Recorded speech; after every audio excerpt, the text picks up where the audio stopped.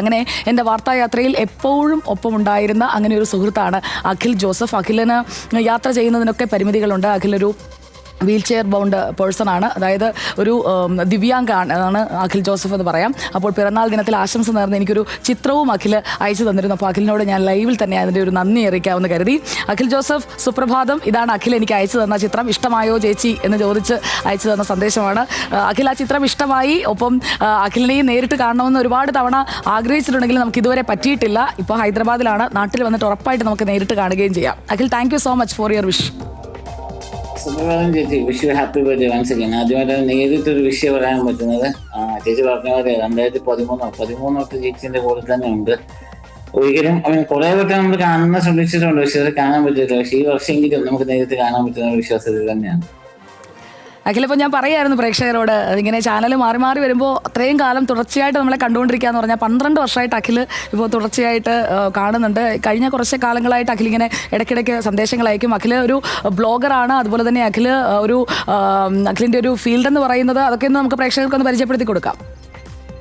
ഉറപ്പായിട്ട് ചേച്ചി, ഞാൻ ആക്ച്വലി ടെക്നോബോക് നെറ്റ്വർക്ക് എന്ന് പറഞ്ഞൊരു കമ്പനിയാണ് നടത്തുന്നത്. അവിടെ നമ്മൾ പല ടൈപ്പ് സർവീസ് കൊടുക്കുന്നുണ്ട്. Like graphic designing, web development, SEO, digital marketing, content writing, പിന്നെ വ്ലോഗിങ്. അതൊരു പാഷന്റെ പുറത്ത് ചെയ്യുന്ന സംഭവം കൂടിയാണ്. അഖില എപ്പോഴും യൂട്യൂബിൽ കമന്റ് ചെയ്യുമ്പോൾ പറയുമല്ലോ, ഞാൻ എൻ്റെ വർക്ക് ടേബിളിലാണ് ഈ ബിഗ് TV ഇരുന്ന് ഫുള്ള് കാണുന്നതെന്ന്. അപ്പോൾ അഖിലിൻ്റെ വർക്ക് ടേബിൾ കൂടി ഒന്ന് സൂമിലൊന്ന് കാണിക്കാൻ പറ്റുമെങ്കിൽ. അഖിൽ വർക്ക് ചെയ്യുന്നതിൻ്റെ കൂടെ തന്നെയാണ് എപ്പോഴും കാണുന്നതെന്നൊക്കെ പറയാറുണ്ടല്ലോ മെസ്സേജിലൊക്കെ. ഞാൻ ലാപ്പിലാണ് എടുത്തേക്കുന്നത്, അപ്പൊ എനിക്ക് കാണിക്കാൻ പറ്റും. പക്ഷെ എന്റെ സ്ക്രീൻഷോട്ട് അയച്ചു തരാം, അപ്പം ചേച്ചിക്ക് അത് കാണാൻ പറ്റും ഞാൻ എങ്ങനെയാണ് വർക്ക് ചെയ്യുന്നത്. അപ്പോൾ അഖിൽ പരിമിതികളെ മറികടന്ന് മുന്നോട്ട് പോകുന്ന ഒരാളാണ്. അതുകൊണ്ടാണ് അഖിലിനോട് എനിക്കൊരു റെസ്പെക്റ്റ് കൂടി ഉള്ളത്. അപ്പോൾ അഖിൽ സന്തോഷമായിട്ട് മുന്നോട്ട് പോകും. നമുക്ക് നേരിട്ട് കാണാം, ഈ വർഷം തന്നെ നേരിട്ട് കാണാം. ഒരുപാട് ചേച്ചി, താങ്ക് യു. അതുപോലെ തന്നെ നേരിട്ടൊരു കൺഗ്രാറ്റുലേഷൻസ് പറയാനുണ്ടായിരുന്നു.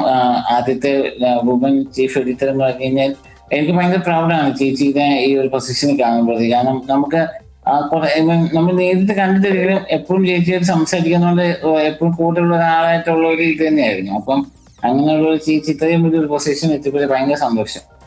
Thank you Akhil. അപ്പോൾ അഖിലിൻ്റെ ഒക്കെ ഒരു പ്രാർത്ഥനയും ആശംസയും ഒക്കെ തന്നെയാണ് നമ്മളെയൊക്കെ മുന്നോട്ട് നയിക്കുന്നത്. പിന്നെ ഒരു ടീമിൻ്റെ ഒരു ഭാഗം, അല്ലാതെ ആ ഒരു പദവിയിൽ ഞാൻ അങ്ങനെ വലുതായിട്ട് അങ്ങനെ അഭിരമിക്കുന്നൊന്നുമില്ല. എന്തായാലും thank you so much Akhil. നമുക്ക് നേരിട്ട് കാണാം. ഇന്നത്തെ ദിവസം ആ ചിത്രം അയച്ചു തന്നതിന് ഒരുപാട് താങ്ക്സ്. ഓക്കെ ചേച്ചി, thank you. Once again happy birthday.